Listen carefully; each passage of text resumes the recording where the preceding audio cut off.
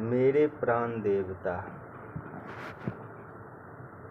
मेरे जागतिक अभावों की तो कोई सीमा नहीं है। दिन रात उन अभावों के दूर करने में ही लगा रहता हूँ, पर यह सब करना पड़ता है बाध्य होकर रुखे चित्त से।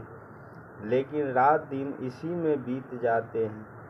समय ही नहीं मिलता कि जिसमें कुछ देर एकांत में बैठकर तुम्हारी बातें सोचूं, तुम्हारी गुणावली का श्रवण कीर्तन करूं, ध्यान में तुम्हें बुलाकर अपनी बात सुनाऊं और तुम्हारी सुनूं। मन बहुत करता है, पर अभावों की पूर्ति के प्रयास में अवकाश ही जो नहीं मिलता।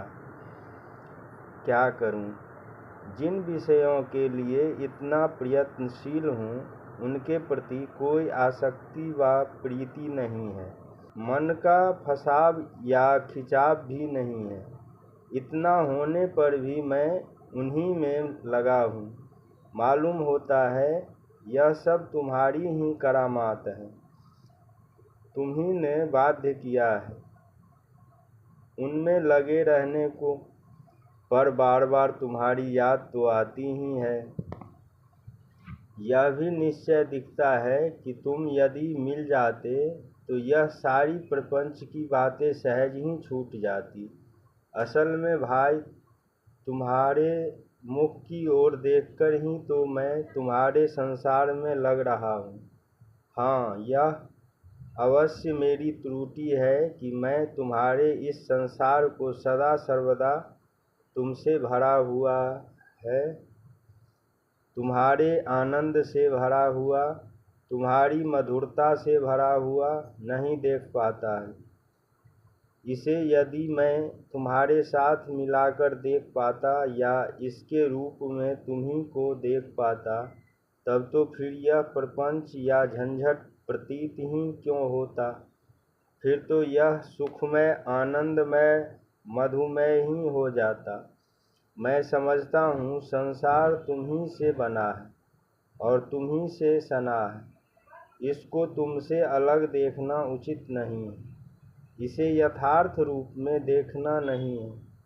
संसार में भी तुम्हारे माधुर्य को, तुम्हारे सौंदर्य को, तुम्हारे ऐश्वर्य को, तुम्हारी शांति को देखना चाहिए। तभी तुम्हारे सर्वत्र दर्शन सिद्ध होते हैं। पर सत्य कहता हूँ, मुझसे ऐसा हो नहीं पाता।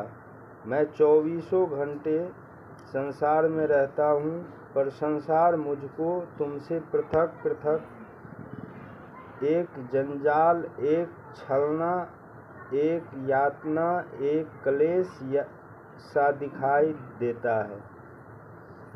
इसमें कोई रस नहीं आता। तुम चाहते हो इसलिए मैं संसार में हूँ। तुम न चाहते तो कैसे रहता। पर मेरा मन तो यही चाहता है कि तुम मिल जाओ और यह जंजाल छूट जाए। क्या करूं, मेरा अहम और मेरा मम मुझसे नहीं छूटता। मेरे प्राण देवता, अब तुम ही इसका कोई उपाय करो। दो में से एक जरूर करो। या तो संसार से अलग करके मुझे अकेले अपनी सन्निधि में ले लो, नहीं तो संसार के कण कण में सदा सर्वदा अपने स्वरूप का दर्शन करा दो।